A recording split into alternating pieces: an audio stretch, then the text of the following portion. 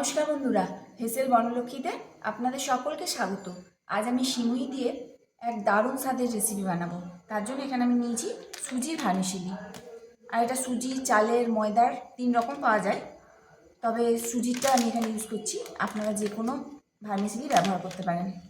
আর কিছু সবজি আমি নিয়েছি, যেমন নিয়েছি বিনস, ক্যাপসিকাম আর নিয়েছি গাজর। এগুলো কুচি করে নিয়েছি। এর পরিমাণ আমি বলছি না, কারণ এর পরিমাণ আপনারা আপনাদের পছন্দ মতো দিতে পারেন।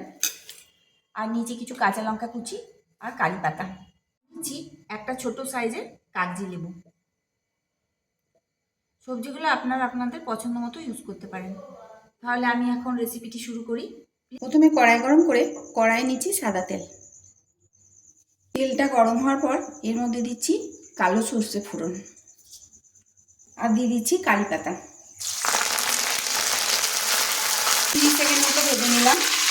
এখন এর মধ্যে দিচ্ছি গাজর কুচি, বিনস কুচি, ক্যাপসিকাম কুচি।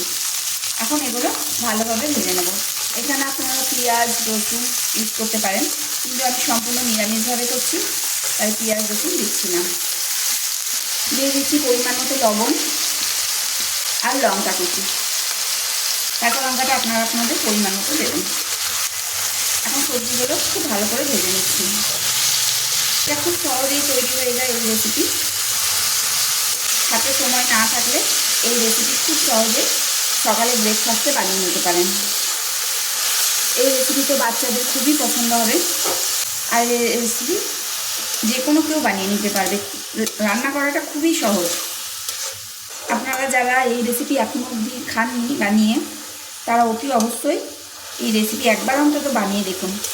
খুব ভালো খেতে হয়, যে রোজ বানাতে ইচ্ছা করবে।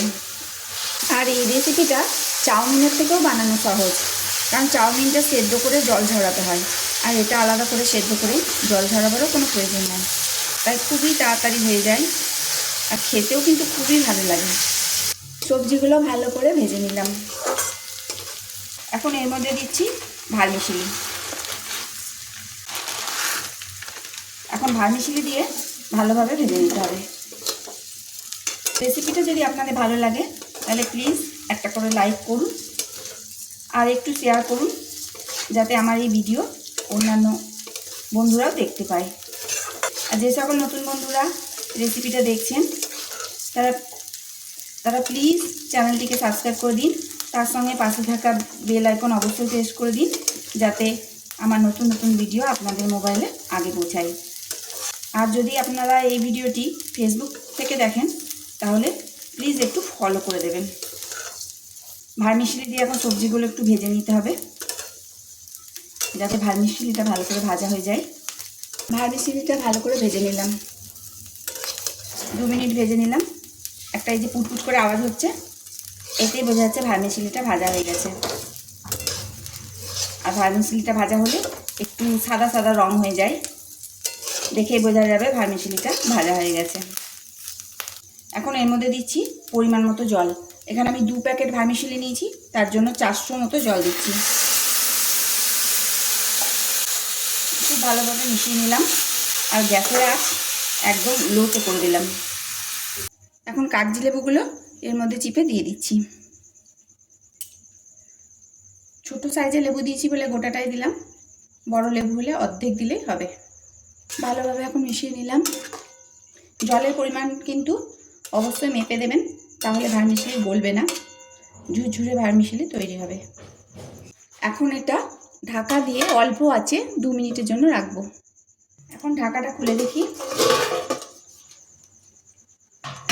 জলটা পুরো টেনে নিয়েছে। এখন ভালোভাবে নেড়ে দিলাম। আমার ভার্মিসেলির রেসিপি তৈরি হয়ে গেল। এখন গ্যাসটা বন্ধ করে দেবো। 1 মিনিট ঢাকা দিয়ে স্ট্যান্ডিং টাইমে রাখলে এটা আরও ঝুরঝুরে হয়ে যাবে, তাই অবশ্যই গ্যাস বন্ধ করার পর 1 মিনিট স্ট্যান্ডিং টাইমে রেখে দেবেন। তারপর গরম গরম পরিবেশন করতে হবে। এখন ঢাকা দিয়ে 1 মিনিট রাখবো, তারপর গরম গরম পরিবেশন করব।